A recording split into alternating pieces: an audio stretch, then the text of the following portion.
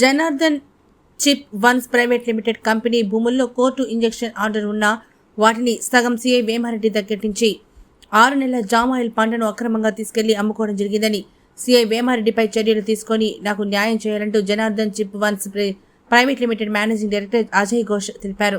సోమవారం చేజర్ల పోలీస్ స్టేషన్లో సీఐపై ఫిర్యాదు చేసిన అనంతరం మీడియాతో మాట్లాడుతూ నెల్లూరు జిల్లా చేజర్ల మండలం మదనపల్లి యనదల గ్రామాల్లో తమ కంపెనీ పేరుతో 262 ఎకరాల భూమి ఉందన్నారు. కొందరు స్వార్థపరులు తమ డాక్యుమెంట్లను ఫోర్జరీ చేసి అడంగులు సృష్టించారని వీటిపై కోర్టుకు వెళ్లడం జరిగిందన్నారు. ఎన్సీఎల్టీ కోర్టు తమకు అనుకూలంగా ఇంజెక్షన్ ఆర్డర్ ఇచ్చిందన్నారు. కొందరు రాజకీయ పలుకుబడి వ్యక్తులు మా భూములపై కన్నేసి దౌర్జన్యం చేస్తున్నారని అన్నారు. అక్రమాలకు పాల్పడే వ్యక్తులకు పోలీసులు వత్తాసు పలుకుతూ తమ భూముల్లోనికి వెళ్లనీయకుండా అడ్డుకుంటూ తమ వారిని అరెస్ట్ చేసి భయభ్రాంతులకు గురి చేస్తున్నారని అన్నారు. కోర్టు ఇంజెక్షన్ ఉన్న భూమిలో సంఘం సీఐ వేమారెడ్డి అక్రమంగా 6 లారీల జామాయిల్ పంటను అక్రమంగా నరికి అమ్ముకోవడం జరిగిందన్నారు. కొందరు రాజకీయ నాయకులు చెప్పినట్టు చేస్తూ మమ్మల్ని ఇబ్బందులకు గురి చేస్తున్న వేమారెడ్డి సిపిపై చట్టపరమైన చర్యలు తీసుకుని తమకు న్యాయం చేయాలని తెలిపారు. ఈ కార్యక్రమంలో గౌతమ్ శాతకర్ణి తదితరులు పాల్గొన్నారు.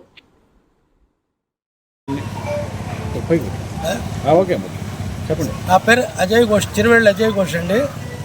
మా కంపెనీ పేరు Pinnacle sheep forms private limited. దానికి నేను మేనేజింగ్ డైరెక్టర్ని. మాకు చేజర్ల మండలం వడపల్లి యనమదల గ్రామాల్లో 262 ఎకరాల పొలం ఉంది మా కంపెనీకి. మా కంపెనీ వివిధ కారణాల వల్ల వివిధ కోర్టుల్లో అన్ని కేసులు జరిగిన తర్వాత కొంతమంది ఫోర్జరీ డాక్యుమెంట్స్లో కోర్టుకు పోయినందువల్ల హైకోర్టు ఏం చెప్పిందంటే వాళ్ళు ఫ్రాడ్ పీపుల్ అని జడ్జిమెంట్ ఇచ్చింది 5/10/2017. దాన్ని మేము NCLT court, national company law tribunal కోర్టులో వేస్తే మా పొలంలో ఇతరులు దిగకుండా మాకు ఇంజెక్షన్ ఆర్డర్ ఉంది.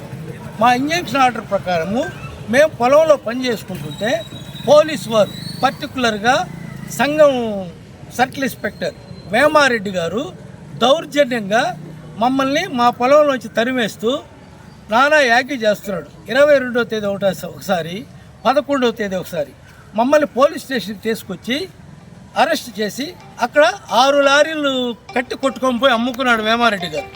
అయితే ఎవరు కంప్లైంట్ ఇచ్చారు మా మీద అంటే చెప్పడు, అసలు విషయం ఏమి చెప్పడు. మీరు రాండి ఇక్కడ అంటాడు.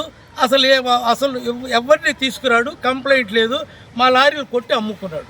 ఈరోజు మేము పనులు చేసుకుంటే మా కూలీ వాళ్ళని అరెస్ట్ చేసి సంఘం దేశపోయాడు.